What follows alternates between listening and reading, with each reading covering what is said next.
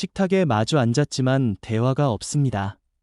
남편은 신문을 펼쳐들고 아내는 휴대폰을 들여다봅니다.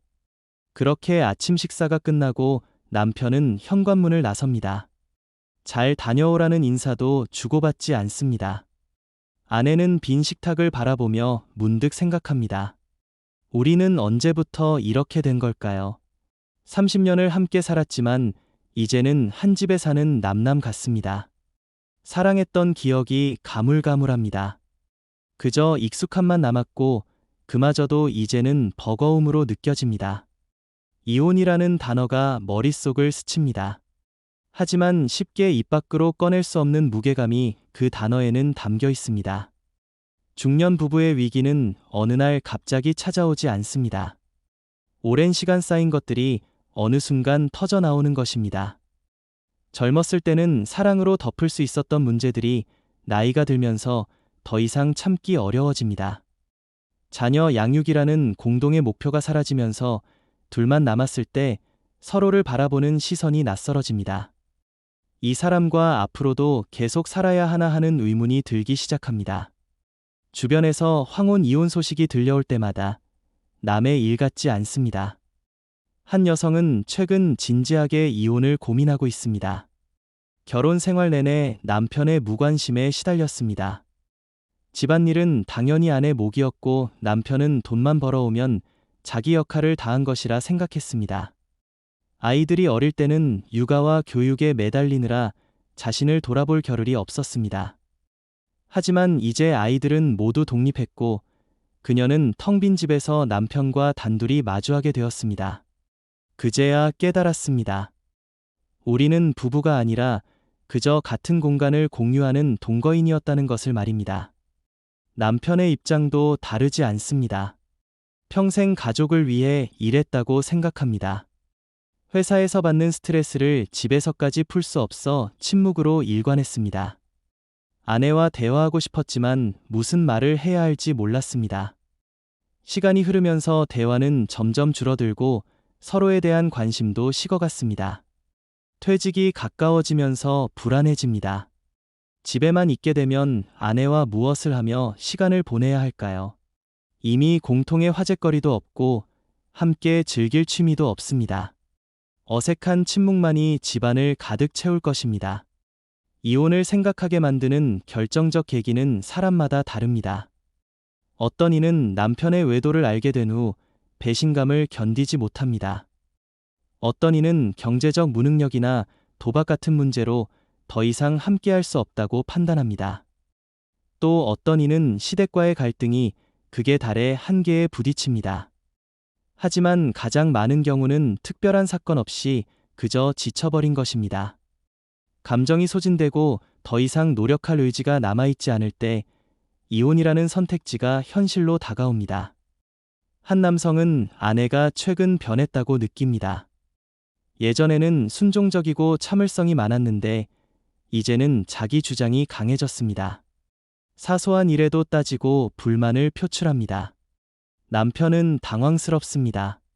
무엇이 문제인지 이해할 수 없습니다. 자신은 늘 그대로인데 왜 아내가 갑자기 변한 걸까요?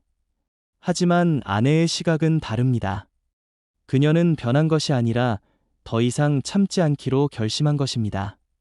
수십 년간 억눌렀던 감정들이 이제는 폭발하고 있는 것입니다. 이혼을 고민하면서 가장 먼저 떠오르는 것은 자녀들입니다. 비록 성인이 되었지만 부모의 이혼은 여전히 충격일 수 있습니다. 자녀들에게 상처를 주고 싶지 않습니다. 명절이나 가족 행사 때마다 어색한 상황이 만들어질 것을 생각하면 마음이 무겁습니다. 손주가 태어나면 어떻게 될까요? 할머니, 할아버지가 따로 사는 것을 아이가 이상하게 생각하지 않을까요? 이런 걱정들이 이혼 결정을 주저하게 만듭니다. 경제적 문제도 큰 장애물입니다.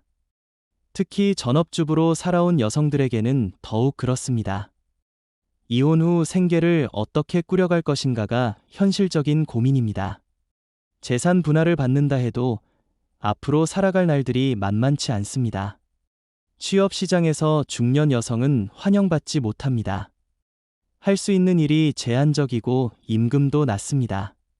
노후 준비도 되어 있지 않은 상태에서 이혼은 경제적 파탄으로 이어질 수 있습니다. 남편 역시 재산을 나누고 나면 혼자 살기에도 빠듯할 수 있습니다. 세간의 시선도 부담스럽습니다. 아직도 이혼을 부정적으로 바라보는 사회 분위기가 남아 있습니다. 특히 나이 든 부모 세대는 이해하지 못합니다. 이 나이에 무슨 이혼이냐며 손가락질합니다. 친구들이나 친척들 사이에서도 화제거리가 될 것입니다. 이런 시선들을 견뎌내야 한다는 것이 두렵습니다. 그동안 쌓아온 사회적 관계들도 변화를 겪을 것입니다. 부부 단위로 만나던 사람들과는 자연스럽게 멀어질 수밖에 없습니다. 이혼 후의 삶에 대한 막연한 두려움도 있습니다. 혼자 사는 것이 외롭지 않을까요? 아플 때 돌봐줄 사람이 없다면 어떻게 될까요? 나이가 들수록 건강은 악화되고 누군가의 도움이 필요한 순간들이 올 것입니다. 그때 혼자라면 감당할 수 있을까요? 요양원에 가야 하는 상황이 온다면 누가 결정하고 챙겨줄까요? 이런 현실적인 고민들이 이혼을 망설이게 만듭니다. 하지만 반대로 생각해 볼 수도 있습니다. 지금처럼 불행한 결혼 생활을 이어가는 것이 과연 옳은 선택일까요? 남은 인생이 얼마나 될지 모르는데 그 시간을 불행하게 보내는 것이 맞을까요? 혼자 사는 것이 외로울 수 있지만 함께 있어도 외로운 지금보다 나을 수도 있습니다. 적어도 정신적 스트레스에서는 벗어날 수 있습니다. 상대방 눈치 보지 않고 내가 하고 싶은 대로 살 수 있는 자유도 있습니다. 한 여성은 이혼 후 새로운 삶을 시작했습니다. 처음에는 모든 것이 낯설고 두려웠습니다. 하지만 시간이 지나면서 적응했습니다. 오랫동안 하고 싶었던 취미 생활을 시작했습니다. 친구들과 여행도 다니고 봉사 활동에도 참여했습니다. 무엇보다 마음이 편안해졌습니다. 누군가를 원망하거나 갈등하지 않아도 되니까요. 물론 외로운 순간들도 있었지만 그것은 견딜만 했습니다. 자신의 선택을 후회하지 않습니다. 반면 이혼 후 후회하는 사람들도 있습니다. 막상 혼자가 되니 생각보다 힘들었습니다. 경제적으로 궁핍해지고 건강도 나빠졌습니다. 자녀들과의 관계도 예전 같지 않았습니다. 외로움은 생각보다 깊었고 다시 누군가를 만나기도 쉽지 않았습니다. 차라리 불편하더라도 함께 사는 것이 나았을지도 모른다는 생각이 들었습니다. 하지만 이미 돌이킬 수 없는 선택을 한 후였습니다. 이혼이 답인지 아닌지는 누구도 쉽게 말할 수 없습니다. 각자의 상황이 다르고 가치관도 다릅니다. 어떤 이에게는 이혼이 새로운 삶의 시작이고 어떤 이에게는 더 큰 불행의 시작일 수 있습니다. 중요한 것은 충분히 고민하고 신중하게 결정하는 것입니다. 감정적으로 결정해서는 안 됩니다. 분노나 원망 때문에 충동적으로 이혼을 선택하면 나중에 후회할 가능성이 큽니다. 이혼을 생각하기 전에 관계 회복을 시도해 볼 필요도 있습니다. 상담을 받거나 대화의 시간을 갖는 것입니다.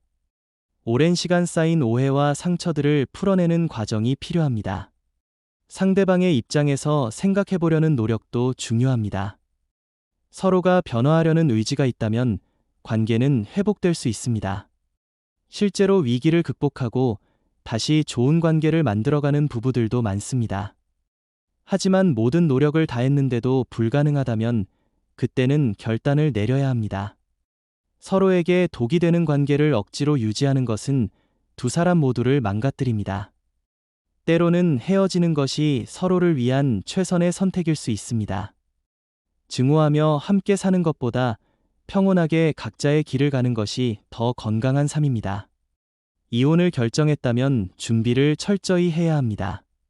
법적인 절차를 알아보고 재산 분할에 대해 공부합니다. 필요하다면 변호사의 도움을 받습니다. 이혼 후 거주할 곳과 생계 방안도 마련해야 합니다.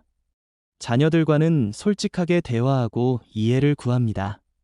감정적으로도 준비가 필요합니다. 이혼은 상처를 남기고 그 상처를 치유하는 시간이 필요합니다. 중년 부부의 위기는 쉽게 해결되지 않는 복잡한 문제입니다.